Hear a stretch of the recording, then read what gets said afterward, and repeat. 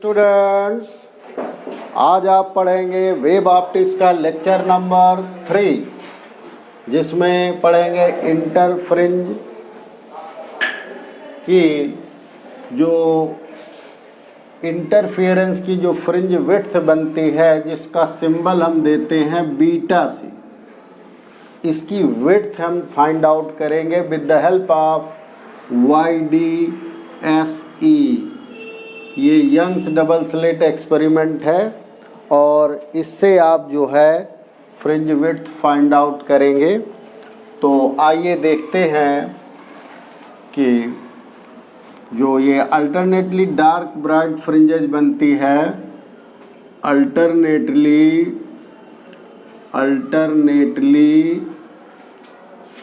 Bright and dark fringes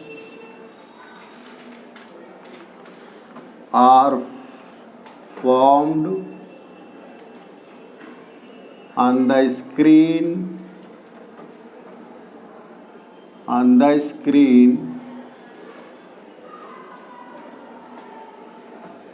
तो bright को हम सिंबल देंगे B और डार्क का सिंबल देंगे D।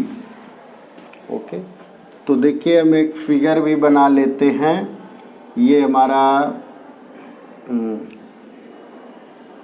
ये देखिए यहाँ पर दो सोर्स हम ले लेते हैं, एक S1 और एक S2। ओके, तो ये इससे वेव देखिए, ये वेव निकल रही है। ये पॉइंट, किसी पॉइंट P पर ये वेव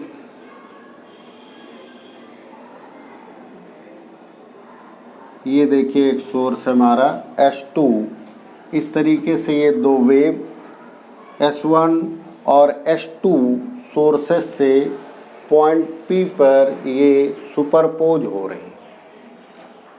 तो अब आप देखिए इसका जो ये स्क्रीन है, इसका ये सेंटर पॉइंट C है, इससे ये सपोज करिए O है सेंटर पॉइंट। ये स्क्रीन है हमारा, स्क्रीन का सेंटर पॉइंट O है। और इससे आप देखिए कि अगर इसको हम इस तरीके से यहाँ पर मिला दें तो इन दोनों जो S1P और S2P हैं, इनमें देखिए एक पाथ डिफरेंस है। एक का पाथ ज़्यादा S2P और एक का पाथ कम है। तो पाथ डिफरेंस क्या होगा? पाथ डिफरेंस को हम डिनोट करेंगे डेल्टा X से, और here delta X is equal to S2P minus S1P is equal to क्या होगा? देखिए यहाँ से एक परपेंडिकुलर ड्रा कर दीजिए ये, तो ये हमारा जो है डेल्टा X है, यहाँ से यहाँ तक ये है पाथ डिफरेंस। यहाँ से देखो दोनों की लेंथ सेम हो गई, तो इतना ये पाथ का डिफरेंस हो रहा दोनों के बीच में, दोनों वेव्स के बीच में। और अगर ये देखिए एक वेव फ्रंट भी है, S1A एक वेव फ्रंट है, S1A वेव फ्रंट है ये। तो इस वेव फ्रंट से ये कितना परपेंडिकुलर एंगल फॉर्म हो रहा है इसका। तो अगर हम थीटा, और ये भी देखिए बाई ज्योमेट्री ये थीटा एंगल होगा, आप देख के प्रूफ कर लेंगे। तो यहाँ पर आप देख रहे हैं कि हमको डेल्टा X की वैल्यू फाइंड आउट करती है। S1 और S2 जो सोर्सेस हैं, इनके बीच की जो डिस्टेंस है वो D होती है। तो यहाँ पर हम मान लेंगे कि दो ट्राइंगल ले लेते हैं। देखिए एक ट्राइंगल हमारा है, आप देख रहे हैं S1 S2A, दूसरा ट्राइंगल है PCO। ये दो ट्राइंगल है। दोनों में हम साइन थीटा की वैल्यू निकालते हैं, तो sine theta is equal to क्या होगा, sine theta is equal to ये आपका डेल्टा एक्स अपान ये हो जाएगा डी। तो साइन थीटा की ये वैल्यू हो गई। यहाँ पर पीसीओ ट्राइंगल देखिए ये है पीसीओ, ये भी राइट एंगल है और ये भी राइट एंगल है। दोनों में आप निकालेंगे। यहाँ पर जब आप साइन थीटा निकालेंगे तो चूंकि जब थीटा स्मॉल होता है तो साइन थीटा की वैल्यू को हम टेन थीटा लिख लेते हैं, और tan theta is equal to क्या हो जाएगा, सपोज करिए कि ये एनथ फ्रिंज है, पॉइंट पी पर जो है एनथ फ्रिंज का फॉर्मेशन हो रहा है, तो यहाँ पर ये हो गया वाई एन अपान, ये देख रहे हैं जो डबल स्लिट है इससे स्क्रीन की डिस्टेंसिंग कितनी है, कैपिटल डी है। ये देखिए ये कैपिटल डी है यहाँ से यहाँ तक, स्क्रीन से यहाँ तक, तो ये हो जाएगा कैपिटल डी। तो दोनों से आप देख रहे हैं साइन थीटा की वैल्यू, और दोनों को अगर आप क्या कर दें, कंपेयर कर दें, कंपेयर करेंगे तो आपको क्या मिल जाएगा, Y N upon capital D is equal to delta X upon small D, and this implies that Y N is equal to capital D upon small D into delta X. ये देखिए हमको ये क्या निकल आया, वाई एन जो है position of nth fringe है। क्या है ये, पोजीशन ऑफ एनथ फ्रिंज है, position of nth fringe, nth fringe,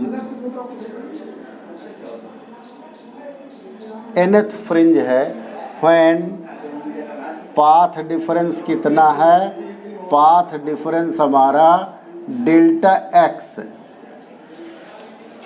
okay, तो ये हमारा एक जनरल फार्मूला है path position of interference fringe की, एनथ फ्रिंज है।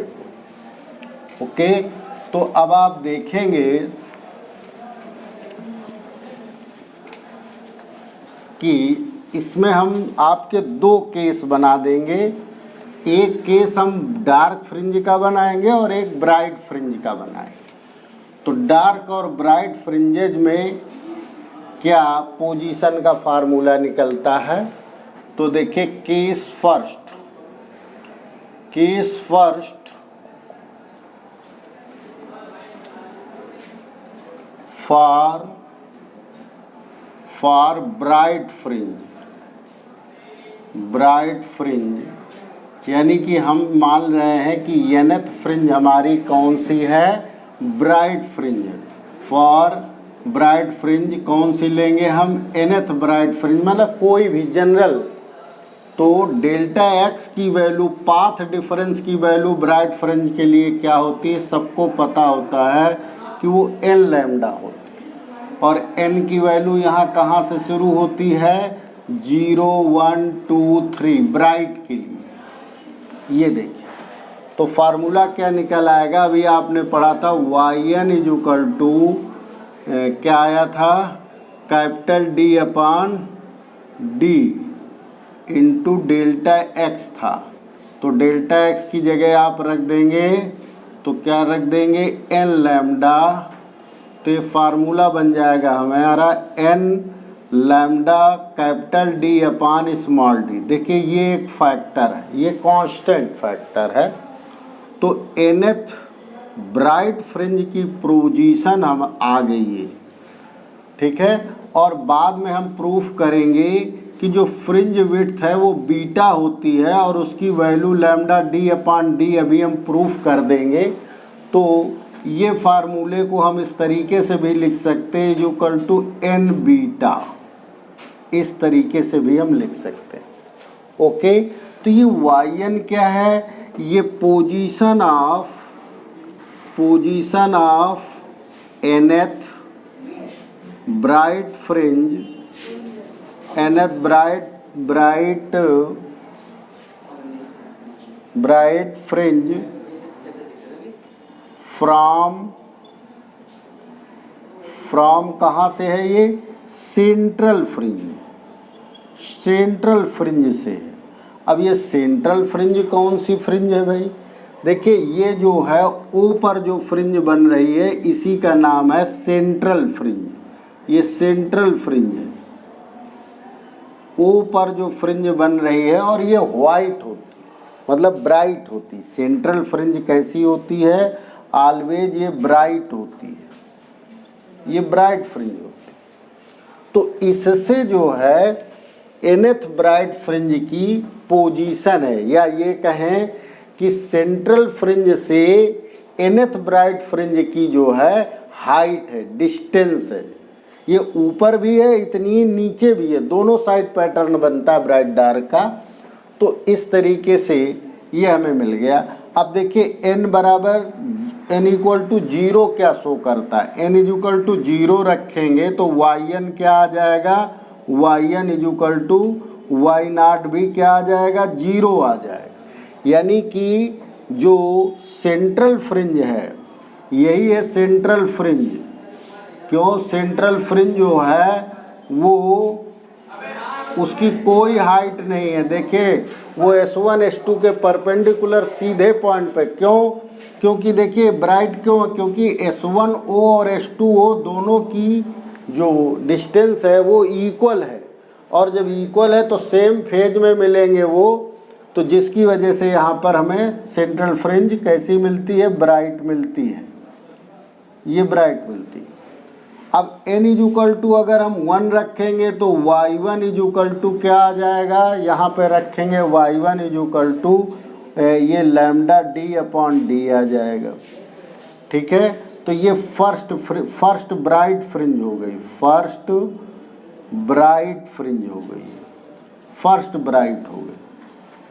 n इक्वल टू 2 रखेंगे फार्मूले में तो y2 क्या आ जाएगा? 2 लैम्डा d अपॉन d आ जाएगा। ये कौन सी हो गई? सेकेंड ब्राइट फ्रिंज हो गई। n इक्वल टू 3 रखेंगे तो थर्ड ब्राइट फ्रिंज आ जाएगी, 3 लैम्डा d अपॉन d। ये थर्ड ब्राइट फ्रिंज की पोजीशन आ गई। इस तरीके से आप ब्राइट फ्रिंजेज की पोजीशंस फाइंड आउट करते हैं। अब देखिए केस सेकेंड देखिए, जहाँ पर आपने लिखा ब्राइट वहाँ पर यहाँ कर देंगे डार्क फ्रिंजेज। डार्क फ्रिंज, ये nth डार्क फ्रिंज हमें निकालना है। मैंने आपको बताया था nth डार्क फ्रिंजेज के लिए n की जगह क्या हो जाता है? n माइनस हाफ कर देते हैं। ओके, और यहाँ 0 से ना स्टार्ट होके कहाँ से स्टार्ट होगा? 1 2 3 से होगा, क्योंकि 1 के लिए लैम्डा बाई 2 आ जाएगा, 3 लैम्डा बाई 2 इस तरीके से। और यहाँ पर जो आपने पाथ डिफरेंस रखा है तो ये क्या कर देंगे? n माइनस हाफ लैम्डा रख देंगे। ओके, तो यहाँ पर क्या आ जाएगा? n माइनस हाफ हो जाएगा, n minus half lambda d upon 2d। तो यहाँ पर क्या आ जाएगा? यहाँ पर भी n माइनस हाफ ये हो जाएगा, बीटा हो जाएगा। ओके, इस तरीके से ये देखिए मॉडिफाई हो गया आपका। तो सारी चीज़ें वही रहेंगी। यहाँ पे पोजीशन ऑफ nth ब्राइट की जगह क्या हो जाएगा? डार्क। सेम एनालिसिस है, fringes from central fringe bright, bright से ही इसकी डिस्टेंसिंग है। और ब्राइट कौन सी होती है? सेंट्रल फ्रिंज जो है ब्राइट होती है, वहीं से इसकी जो है डिस्टेंसिंग है। और यहाँ पर देखिए n बराबर 0 नहीं चलेगा, क्योंकि n इक्वल टू 0 जो है वो सेंट्रल के लिए n इक्वल टू 1। और यहाँ पर जब आप देखिए रखेंगे n इक्वल टू 1 रखेंगे तो 1 से आप गया हाफ, तो लैम्डा यहाँ 2 2 आ जाएगा बस। फिर जब 2 रखेंगे तो यहाँ क्या हो जाएगा? 3/2। यहाँ क्या आ जाएगा? 5/2। इस तरीके से ये यहाँ पर जो ब्राइट फ्रिंज की दूरी आप निकाल रहे हैं फर्स्ट ब्राइट, तो ये फर्स्ट डार्क हो गया, ये सेकेंड डार्क हो गया, थर्ड डार्क हो गया। ओके, ये n = 1 2 3 से चलता है। तो आपको मिल गया position of N dark fringe from central fringe. Okay, तो आइए देखते हैं कि अब फ्रिंज विड्थ कैसे निकालेंगे। ये तो आपने पोजीशन निकाली। पोजीशन मीन्स क्या होता है, distance of nth fringe from central fringe, ये पोजीशन का मतलब है। तो आइए देखते हैं कि इस थर्ड में देखिए हम फ्रिंज विड्थ फाइंड आउट करेंगे। फ्रिंज विड्थ, विड्थ निकालने का क्या कॉन्सेप्ट है, देखिए सपोज करिए ये फ्रिंज विड्थ है, ये nth ब्राइट है। ओके, तो इसके बाद में क्या आएगी, इसके बाद में डार्क आएगी, आपको पता है ये डार्क है। इसके बाद फिर अगली आएगी n+1th, n+1th, ये ब्राइट फ्रिंज आ गई, फिर से ब्राइट ब्राइट। तो अब अगर क्या करें आप, ये यहाँ पर ये सेंट्रल फ्रिंज है, ये यहाँ सेंट्रल है देखिए, तो यहाँ से इसकी डिस्टेंस निकाल लीजिए, ये yn हो गया और ये क्या हो गया, yn+1 हो गया। तो देखिए दो ब्राइट के बीच की डिस्टेंसिंग जो है उसी को हम कहते हैं, क्या कहेंगे हम, फ्रिंज विड्थ कहेंगे। ओके, तो फ्रिंज विड्थ के लिए सीधा सीधा बीटा = क्या निकल आया, yn+1 -yn कर दीजिए तो फाइंड आउट हो जाएगा। तो n+1 λd/d -n λd/d, इनकी देखिए n की जगह n+1 रख दिया, मतलब उसका जस्ट नेक्स्ट ब्राइट, या कहें कि टू कंटिन्यूअस ब्राइट फ्रिंजेज का डिफरेंस कर लीजिए, उनकी पोजीशन का डिफरेंस कर लीजिए, उनकी डिस्टेंसेस का क्या कर लीजिए, उनका डिस्टेंसेस का जो है वो आप फाइंड आउट कर लीजिए डिफरेंस। तो ये देखिए n λd कट जाएगा, तो अगेन क्या आ जाएगा, λd/d आ जाएगा। तो ये ब्राइट फ्रिंज की जो है विड्थ आ गई। ओके, इसी तरीके से डार्क फ्रिंज के लिए ये तो रहा फॉर ब्राइट। सेकेंड डार्क का भी आप देख लीजिए, डार्क में यही आएगा। फॉर डार्क में आप देखेंगे सेम चीज आएगी, बीटा = yn+1 -yn। अब की बार क्या है कि ये ब्राइट कर लीजिए और ये देखिए डार्क है ये, और ये वाली डार्क है, ये डार्क है, बीच में ब्राइट है ये। ओके, तो इन दोनों को सब्ट्रैक्ट करेंगे तो यहाँ पर क्या हो जाएगा, n+, उसका फार्मूला क्या होता है, yn का n-½ होता है और उसमें +1 ऐड कर देंगे, ठीक है ना, λd/d -n-½ λd/d। और ये देखिए ये पूरा पार्ट कट जाएगा, n-n-½ तो λd/d अगेन आ जाएगा। तो आप देख रहे हैं कि डार्क फ्रिंज की जो विड्थ है, ब्राइट और डार्क फ्रिंजेज की विड्थ इक्वल होती है। क्या होती है, ब्राइट और डार्क फ्रिंजेज की विड्थ इक्वल होती है, सेम होती है। लेकिन जो ये विड्थ आप पढ़ रहे हैं ये एक्चुअली लीनियर फ्रिंज विड्थ, क्या है, लीनियर फ्रिंज विड्थ, मतलब लेंथ के फॉर्म में। अगर हम इसको एंगल के फॉर्म में करें तो ये बीटा का फार्मूला है λd/d। λd/d जो है ये फ्रिंज विड्थ का फार्मूला, फ्रिंज विड्थ, चाहे वो ब्राइट हो चाहे डार्क फ्रिंज हो, वो दोनों की ही विड्थ सेम होती है, अलग अलग नहीं होती है। तो आइए हम देखते हैं कि इसमें एंगुलर विड्थ क्या है। आइए एंगुलर विड्थ देखते हैं। एंगुलर विड्थ, एंगुलर विड्थ का क्या कॉन्सेप्ट है? एंगुलर विड्थ का कॉन्सेप्ट ये है कि देखिए ये फ्रिंज विड्थ, ये बीटा है, ये इसकी चौड़ाई है समझ लीजिए, ये बीटा इसकी क्या है? विड्थ। ये आपके आँख पर कितना एंगल बना रही है? मान लीजिए theta naught, angular width theta. और ये आप देखेंगे कहाँ? यहाँ पर देखेंगे, सेंटर प्लेस पर देखेंगे, यहीं से तो देखा जाएगा। तो जब यहाँ से देखेंगे आप, इसकी डिस्टेंसिंग क्या है? डी। ओके, तो थीटा नॉट क्या हो जाएगा? Angular width theta beta upon capital D हो जाएगा, आर्क अपॉन रेडियस। ये देखिए कैपिटल डी है, यहाँ पर ये देखिए, यहीं पर मान लीजिए ये कि सेंट्रल फ्रिंज हमारी बीटा है, तो ये आपकी आँख पर कितना एंगल बनाएगी, ठीक है ना? ओके, तो ये हो जाएगा। और जब बीटा अपॉन डी की वैल्यू निकालेंगे, बीटा का मान रख दीजिए लैम्डा डी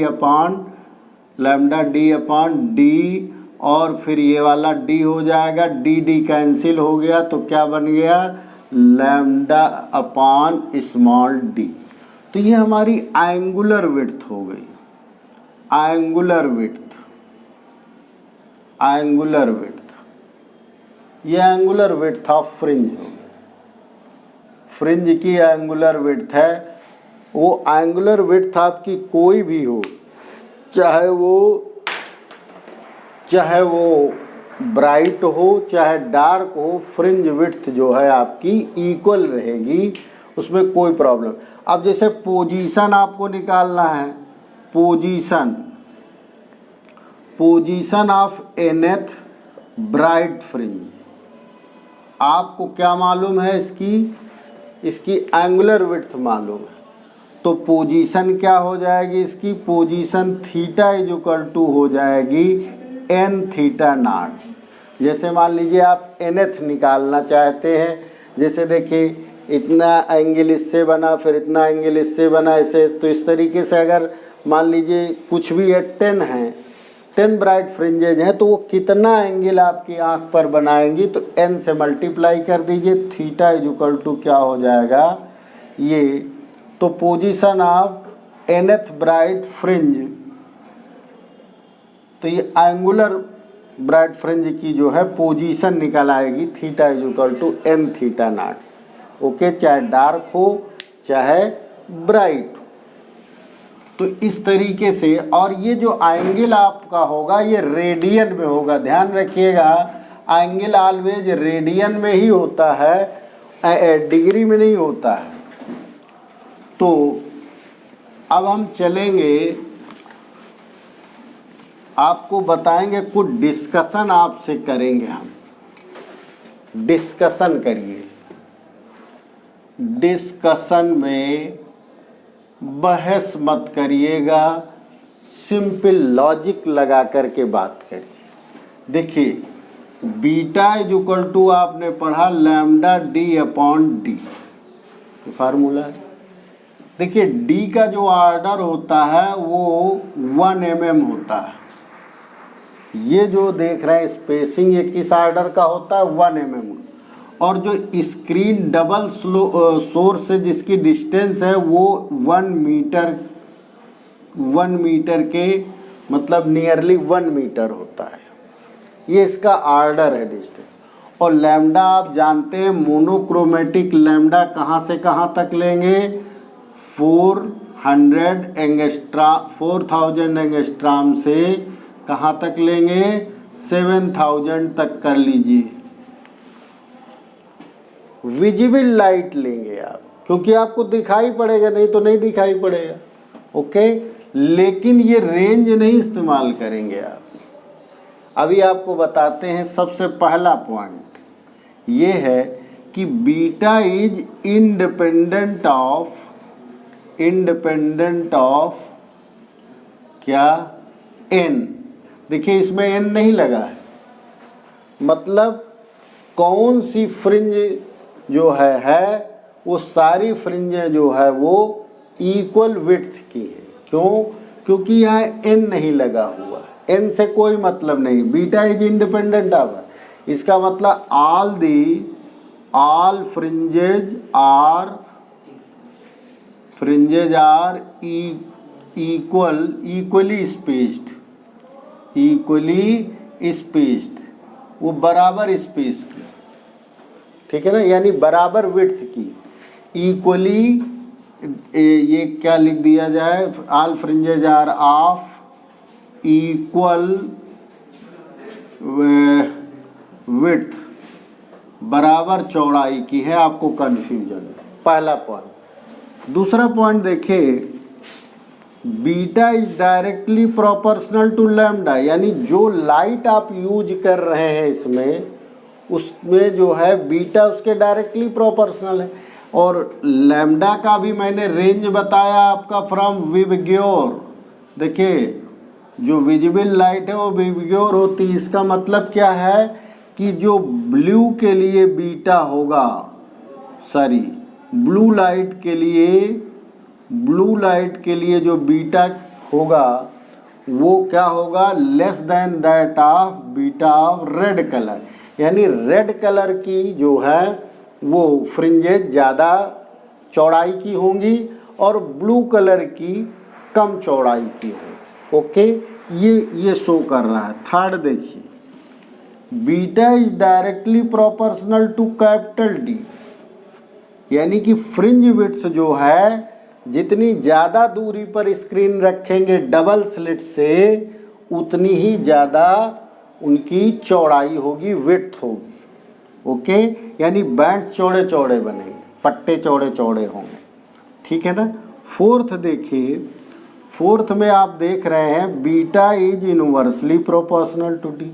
ये देखिए डबल स्लिट जो है S1 S2, इनके बीच की डिस्टेंसिंग स्मॉल डी है, तो ये डी जितना कम होगा फ्रिंज विड्थ उतनी ही ज़्यादा होगी, यानी ज़्यादा चौड़ी है नहीं। अगर ये ज़्यादा ले लेंगे तो चौड़ाई क्या हो जाएगी, घट जाएगी। ओके, तो इस तरीके से फिफ्थ पॉइंट देखिए, अगर ये इंटरफियरेंस सिस्टम को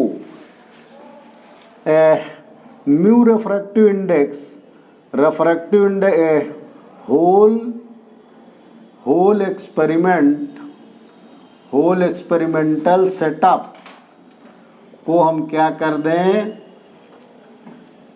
whole experimental setup is taken in refractive index of mu medium. हम बजाय इसको वैक्यूम के या एयर के, मान लीजिए वाटर में ये एक्सपेरिमेंट करें। ओके, तो क्या होगा, देखिए इसमें बीटा जो हो जाएगा तो इसकी फ्रिंज विड्थ चेंज हो जाएगी। और कैसे चेंज हो जाएगी, देखिए कैपिटल डी अपॉन डी, इनमें कोई चेंज नहीं होगा, ये तो वही रहेंगे, एक्सपेरिमेंटल सेटअप है वो चेंज नहीं होगा। केवल क्या हो जाएगा, लैम्डा चेंज हो जाएगा, लैम्डा की जगह क्या हो जाएगा, लैम्डा अपॉन म्यू हो जाएगा। ओके, तो ये क्या हो जाएगा, तो lambda capital D upon D into 1 upon mu, और ये आपका है बीटा, तो बीटा अपॉन म्यू हो जाएगा। यानी कि जो आपकी फ्रिंजेज हैं वो क्या हो जाएंगी, उनकी विड्थ घट जाएगी, डिक्रीज कर जाएगी।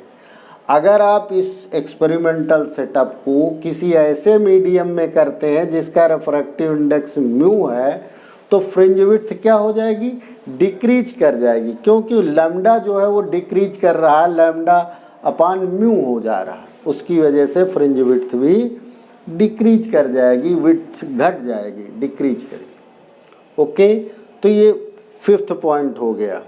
आइए अब सिक्स्थ पॉइंट की बात करते हैं। अगर देखिए हम बाइक्रोमेटिक लाइट यूज करें तब क्या होगा, मोनोक्रोमेटिक लाइट की जगह हम बाइक्रोमेटिक लाइट यूज करेंगे। बाइक्रोमेटिक लाइट क्या होती है? 6th point, if we use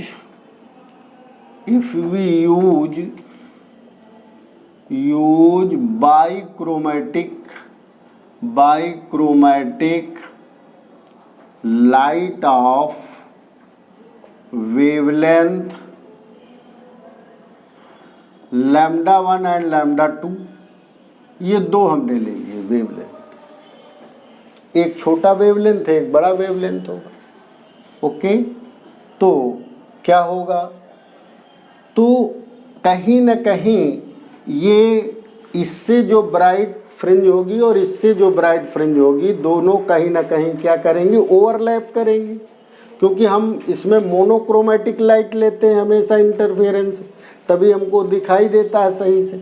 तो फिर क्या हो जाएगा? जो पोजीशन ऑफ वाई है एन, यानी कि nth फ्रिंज की जो पोजीशन है वो क्या हो जाएगा? एन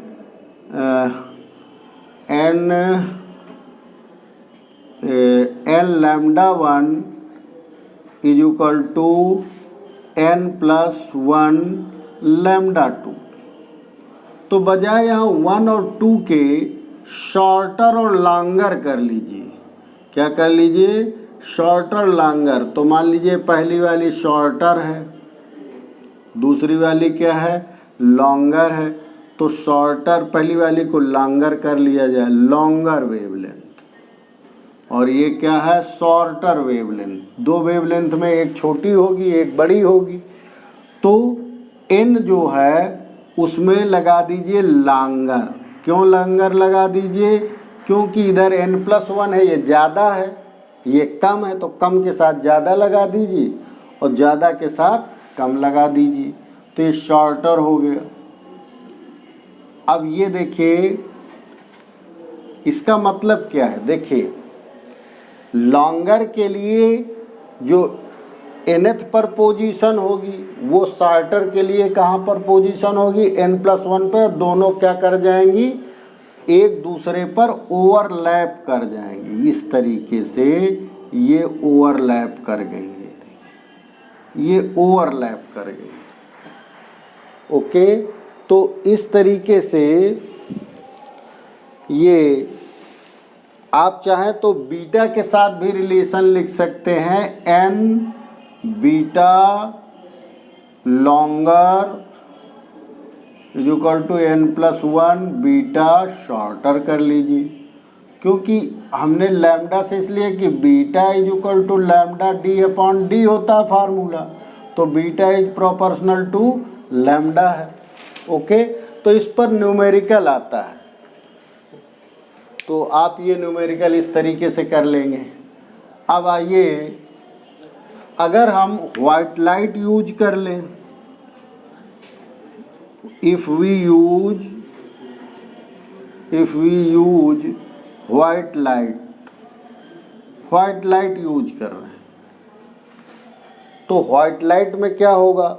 व्हाइट लाइट में क्या होगा कि सब सुपरिम्पोज कर जाएंगे, और देखिए सेंट्रल उसका क्या होता है? व्हाइट होता है, और जब सब सुपरिम्पोज हो जाएंगे कलर, तो ये व्हाइट जो सेंटर है इसकी विड्थ और बढ़ जाएगी, और यहाँ पर साइड में रेड आपको दिखेगा।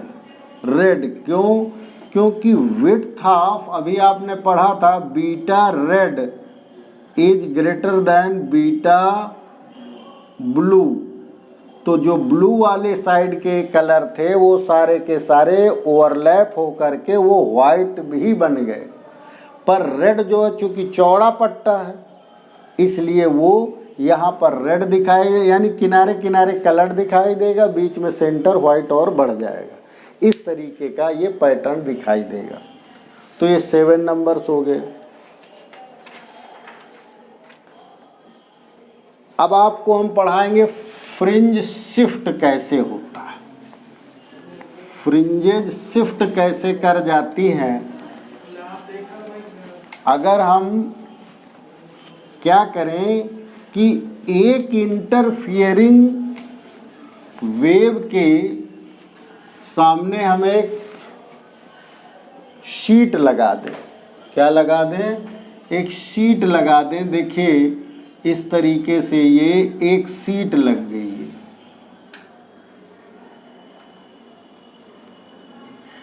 ये देखिए पॉइंट P, ये S1 है और ये S2, और इसकी थिकनेस कितनी ले ले? T ले ले। इसका रिफ्रैक्टिव इंडेक्स म्यू है।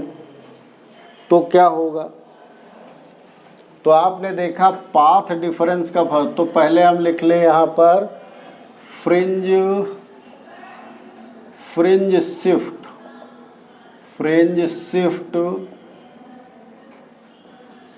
y naught when we place a plate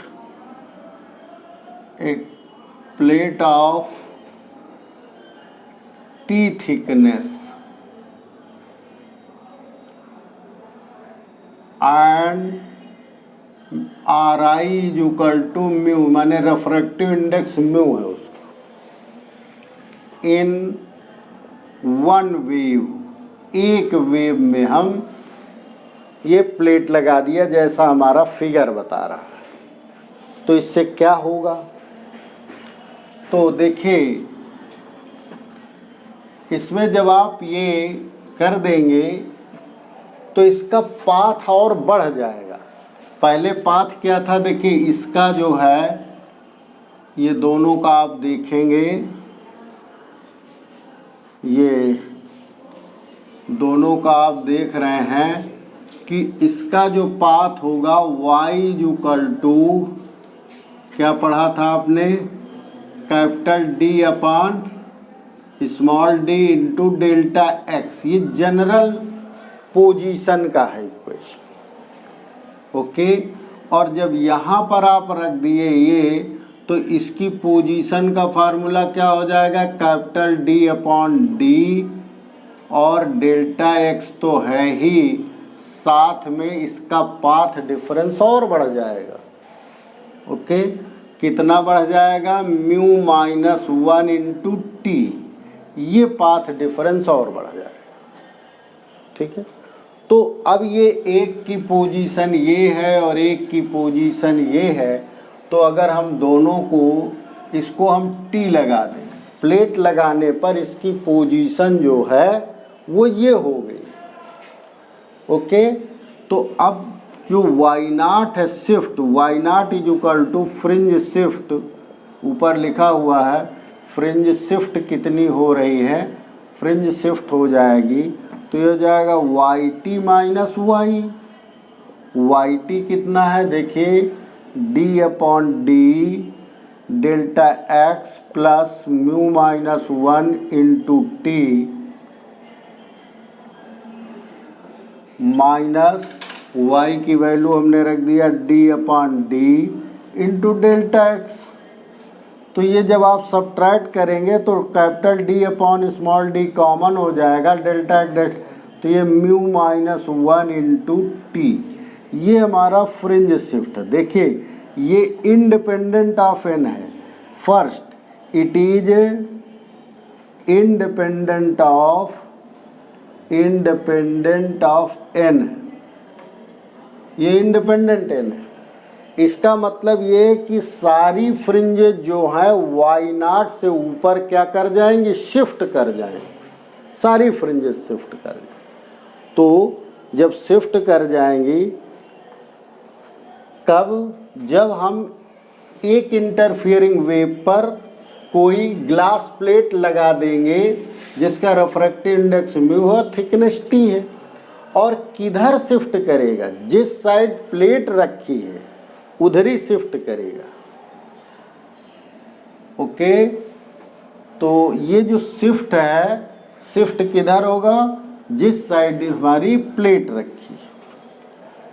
तो ये आप जरा नोट कर लीजिए पॉज करके।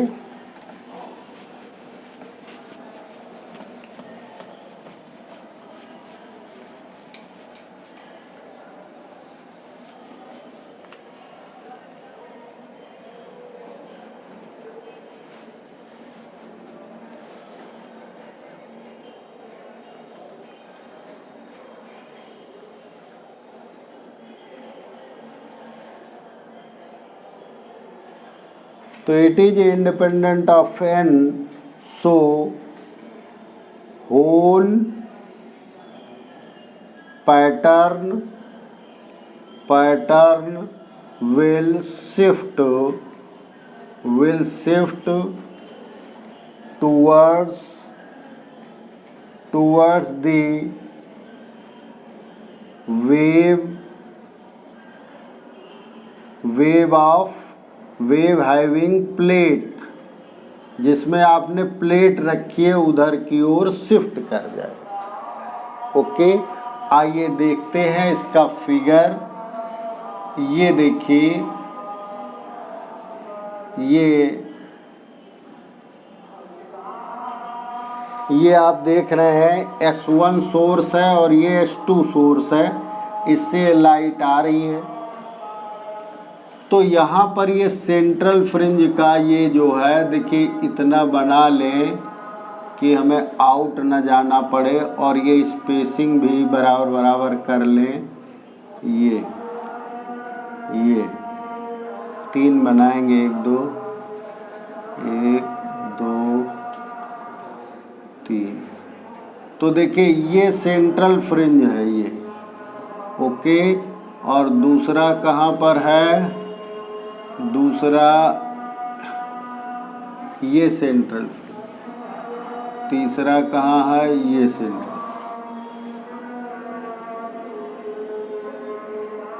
ये देखिए, तो ये सेंट्रल फ्रिंज को थोड़ा सा बड़ा दिखा देते। ये देखिए, इसकी इंटेंसिटी सबसे ज़्यादा होती है। ये इंटेंसिटी वेरिएशन शो कर रहा है। क्या शो कर रहा है? इंटेंसिटी वेरिएशन आई। तो सबसे ज़्यादा आई किसका है? सेंट्रल फ्रिंज का। ये कौन सी है? Central fringe. ओके, तो अब जब हमने क्या किया कि यहाँ पर बन जाएगा, ये देखिए आपने क्या किया, एक वेव पर एक प्लेट रख दिया। ये एक प्लेट आपने रख दिया, ये T थिकनेस की प्लेट है। ये प्लेट रख दिया, ये S1 है और ये S2 है। तो ये पैटर्न जो है शिफ्ट कर जाएगा। और देखो ये बना लिया हमने ताकि इससे ज़्यादा ऊपर न चले। क्यों? अब देखिए ये इसका मैक्सिमा, ये मैक्सिमा थोड़ा और ऊपर ले ले मैक्सिमा, जिससे शो हो। ये मैक्सिमा। इसके बाद देखिए ये ठीक है। इसके बाद ये आप देख रहे हैं, ये देख रहे हैं, ये देख रहे हैं, ये देख। तो देखिए अब की बार जो ये देखिए सेंट्रल मैक्सिमा है, इसकी इंटेंसिटी ज़्यादा है, और ये यहाँ पर क्या किया, शिफ्ट कर गया y0 से। ये देखिए ये शिफ्ट कर गया। सेंट्रल फ्रिंज पहले यहाँ बन रही थी इस लाइन पर, अब कहाँ बन रही है? ऊपर। किस तरफ शिफ्ट कर गई? जिधर प्लेट रखी है उस साइड पे y0 शिफ्ट कर गई। तो जब आप पोजीशन निकालेंगे nth फ्रिंज की प्लेट के साथ में, तो आप y0 और ऐड कर देंगे इतना। ओके, अब आप फाइंड करेंगे y = y0 plus yn, nth position को ऐड कर देंगे इसमें, तो आपकी जो है पोजीशन निकल है।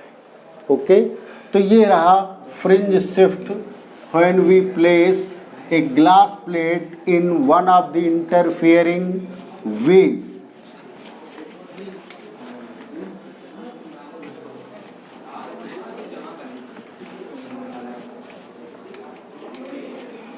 अब आइए आप पढ़ेंगे कंडीशन ऑफ सस्टेन्ड इंटरफेरेंस।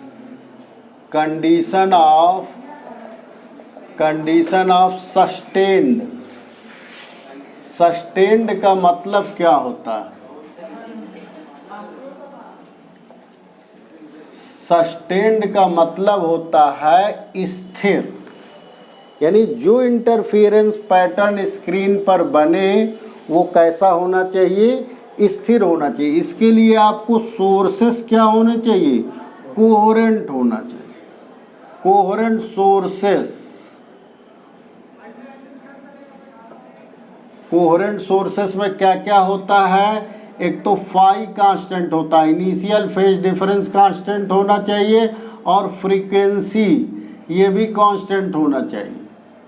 तो फ्रीक्वेंसी कैसे कांस्टेंट, जब एक सोर्स से दो सोर्स बनाएंगे तो उसी सोर्स की फ्रीक्वेंसी दोनों में मिलेगी आपको।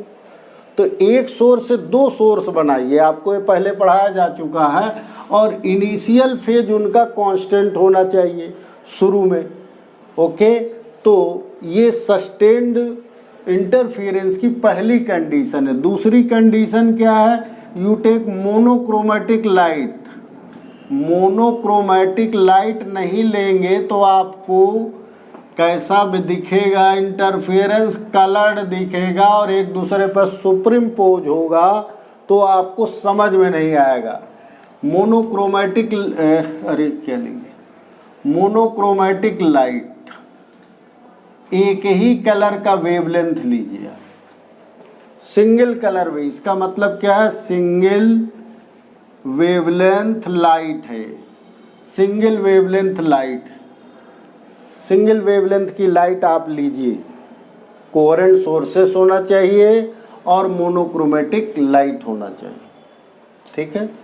तीसरा क्या है, अगर आप एम्पलीट्यूड भी इक्वल ले लें, इफ A1 A = B ले लें, तो क्या होगा कि I जो हो जाएगा वो 4I0 के बराबर होगा। या आप पढ़ चुके हैं कि दोनों इंटरफियरिंग वेव्स के लिए अगर एम्पलीट्यूड इक्वल ले ले तो जो I होगी वो क्या हो जाएगी, 4I0 हो जाएगी। इंटेंसिटी एक के 4 टाइम्स हो जाएगी, I मैक्स मतलब, और I min क्या हो जाएगा, देन I min 0 हो जाएगा।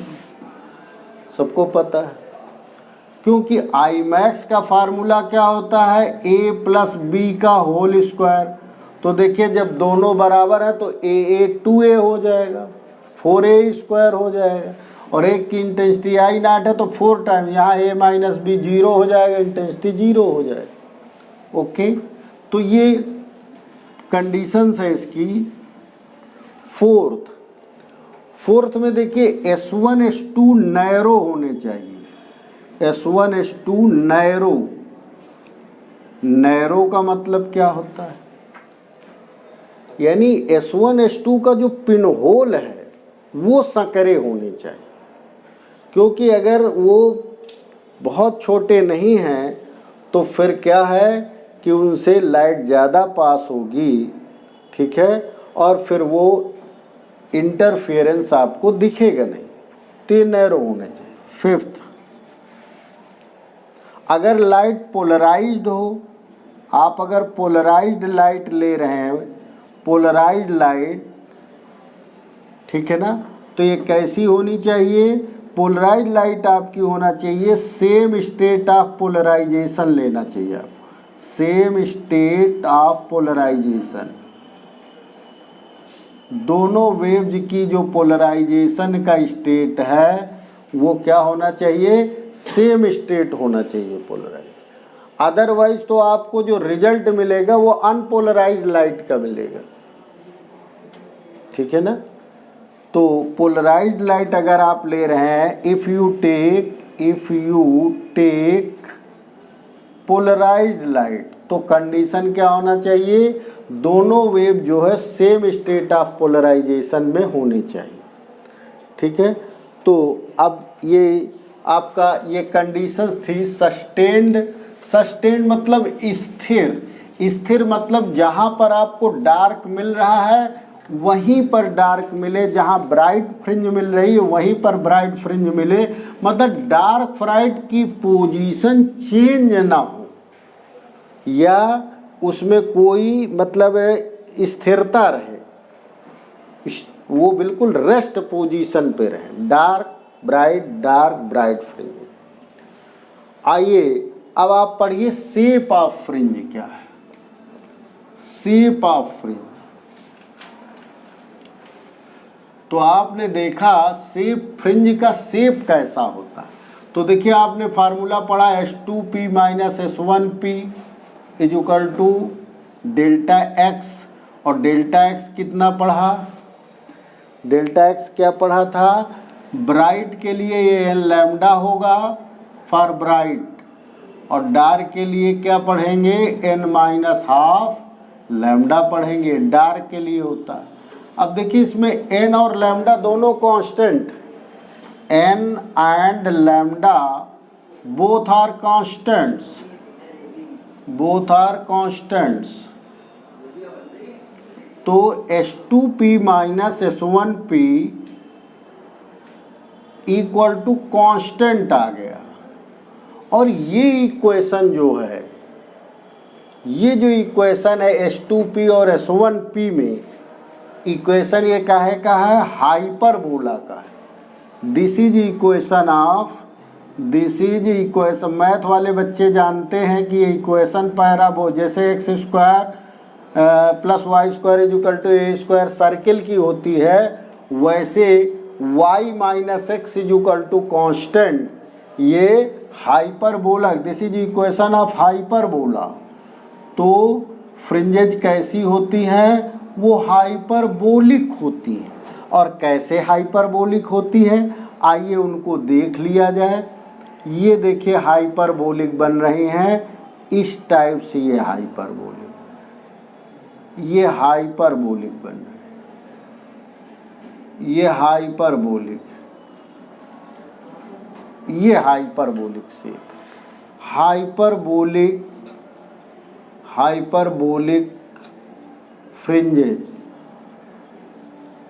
लेकिन जब आप क्या करेंगे, कैपिटल डी जो है, यानी कि स्क्रीन की distance, when you take capital D is equal to greater than beta, यानी फ्रिंज विड्थ की कंपैरिजन में जो डिस्टेंस है डबल स्लिट से स्क्रीन की डिस्टेंस, वो इतनी ज़्यादा ले लीजिए तो ये ऑलमोस्ट जो आपको ऐसे दिख रही हैं, तो दूर जाके कैसी दिखेंगी, स्ट्रेट दिखेंगी। कैसे दिखेंगी, स्ट्रेट दिखेंगी। फिर ये देखिए स्ट्रेट, अल्टरनेटली डार्क, ब्राइट, इस तरीके से ये दिखेंगे, स्ट्रेट दिखेंगे। ये स्ट्रेट हैं, ये हाइपरबोलिक है, और ये कैसे हैं, स्ट्रेट, स्ट्रेट फ्रिंजेज। तो ये इनकी शेप इस तरीके से मिलती है। आइए देख लें कलर्स ऑफ थिन फिल्म्स कैसा होता है। तो देखिए नोट कर लीजिए इसको, ये शेप है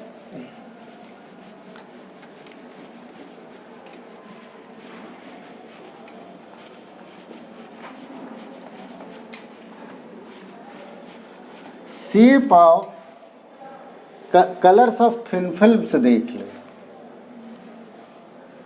colours of thin films.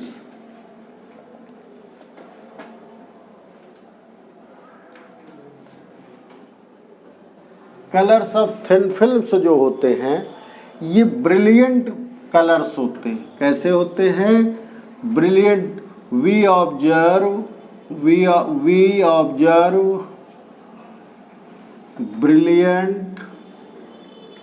brilliant colors, brilliant colors of thin films। Thin films, कौन कौन सी थिन फिल्म्स में आप ये घटना देखते हैं, एक तो आप जो है रेनी सीजन में, रेनी सीजन होता है, उसमें सड़क क्या होती है, गीली होती है, वेट होती है। सीजन, रेनी सीजन में रोड, रेनी सीजन में रोड क्या होती है, road in rainy season roads are roads are wet with oil leaked by vehicles। गाड़ियों का जो ऑयल चूता है, गिरता है, तो वो गीली सड़कों पर एक ऑयल, इस तरीके की ऑयल की, वाटर पर ऑयल की थिन फिल्म बन जाती है। दूसरा आप कौन सा देखते हैं? दूसरा आप देखते हैं thin films of soap bubble. Thin films of soap bubble. Soap माने साबुन। सोप की स्पेलिंग होती है SHOAP। क्या होती है? सोप। बबल, बबल, ये आप देखते हैं। तो इनमें आपको ब्यूटीफुल कलर्स, ब्रिलियंट कलर्स मिलते हैं। तीसरा आप जो है, तो इस तरीके से आप ये थिन फिल्म्स की हम लोग बात कर रहे थे। अब थिन फिल्म्स होती कैसे है, देखिए ध्यान से। ये आपका वाटर लीक कर गया, ये रेनी सीजन में आपकी सड़क गीली हो गई, यानी कि ये वाटर फिल्म बन गई है। इसके ऊपर क्या हुआ, कोई कार निकल के आई, उसने इस तरीके से क्या कर दिया, ये ऑयल फिल्म है, ऑयल फिल्म है, ऑयल फिल्म। ऑयल फिल्म बन गई किस पर? वाटर फिल्म पर। तो आप देखेंगे अलग अलग एंगल से अलग अलग कलर्स दिखते हैं। ऐसा क्यों होता है, देखिए। और किसमें ये लिखा, we observe brilliant colours of thin films. और कारण क्या है इसका? ड्यू टू इंटरफियरेंस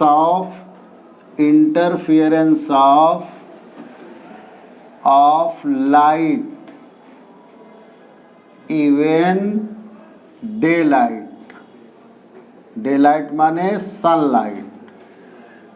सनलाइट में आपको ये चीज़ें दिखाई देती हैं। इनका सबका रीजन आप यही लिखेंगे, इंटरफियरेंस ऑफ लाइट के कारण। ओके, तो ये देखिए ऑयल फिल्म है। इससे एक तो टॉप सरफेस से ही रिफ्लेक्ट कर जाती है, दूसरी क्या करती है, वो ये लोअर सरफेस से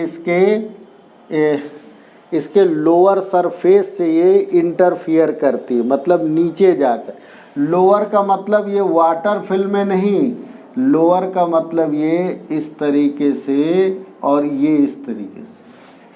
तो एक जो है वो उसके टॉप सरफेस, देखिए ये अपर सरफेस है इसका, अपर, और ये कौन सा है, ये लोअर सरफेस। ऑयल फिल्म का अपर, एक अपर से होती है, एक लोअर। तो जो लोअर से होती है उसमें एक रिफ्लेक्शन भी होता है। ये देखिए रिफ्लेक्शन, ये वाटर से रिफ्लेक्ट हुई है। ओके, वाटर उसके जस्ट नीचे है। तो इस तरीके से इन दोनों में फेज डिफरेंस पाई हो जाता है। कई बार क्या है कि रिफ्लेक्टेड लाइट जो है वो डार्क दिखती है, केवल रिफ्लेक्टेड लाइट अगर लुक किया जाए तो वो डार्क दिखती है।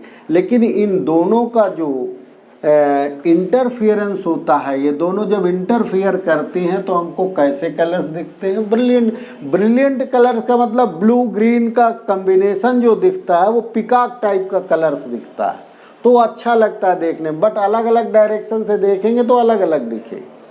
इसी तरीके से आप दूसरा देखिए, दूसरा आप देखेंगे कौन सा, thin films of soap bubble.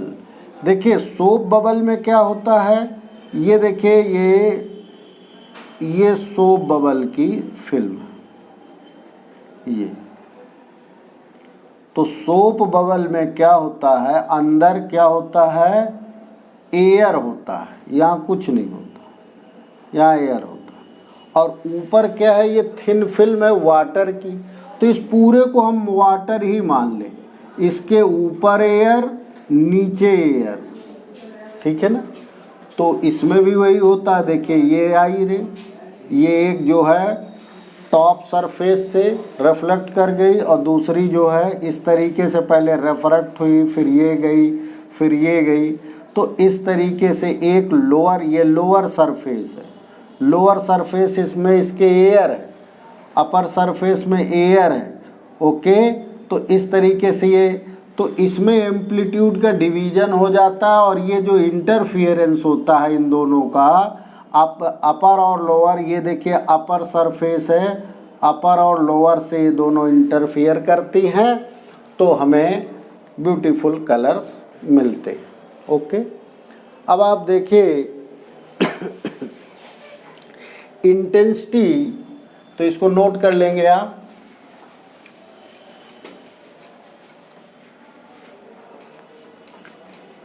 Intensity का, ये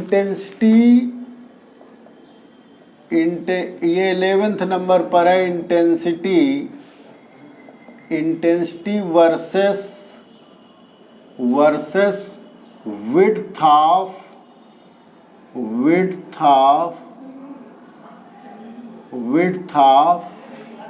कौन से सोर्सेस कहा जाएगा?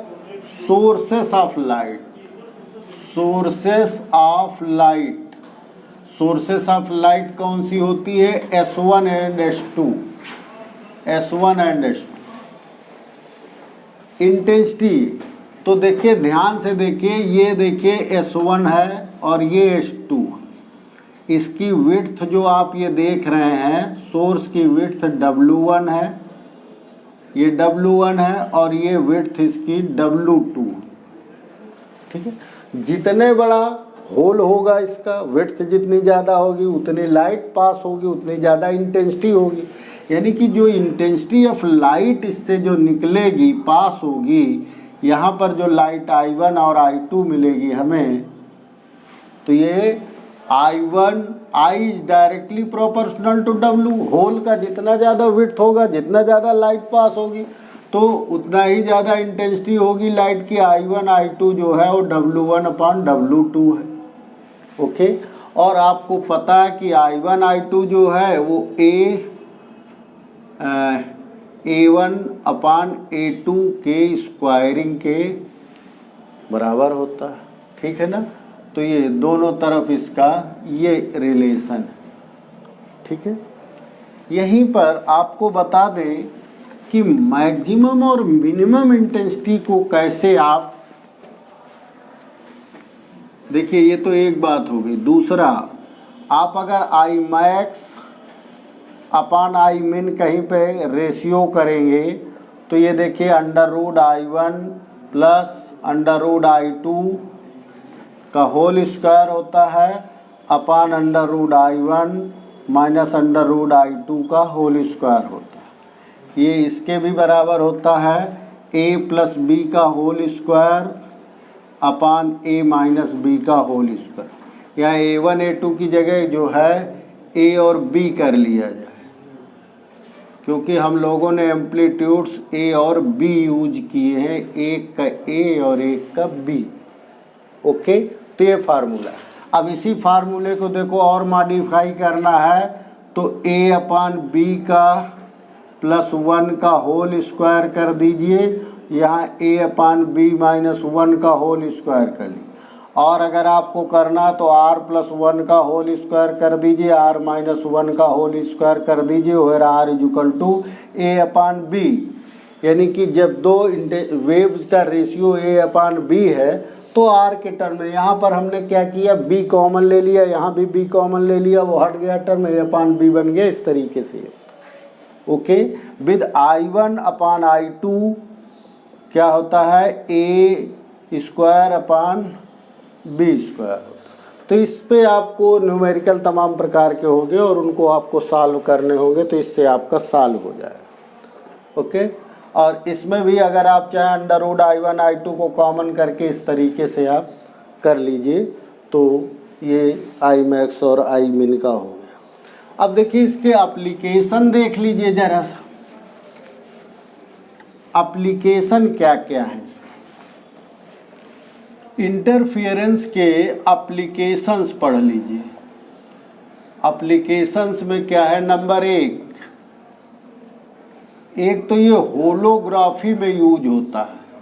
इंटरफेरेंस का यूज कहाँ पर होता है, होलोग्राफी। 3D आप जानते हैं 3D ना, 3D होलोग्राफी। नंबर 2 ये फाइबर ऑप्टिक्स में यूज होता है।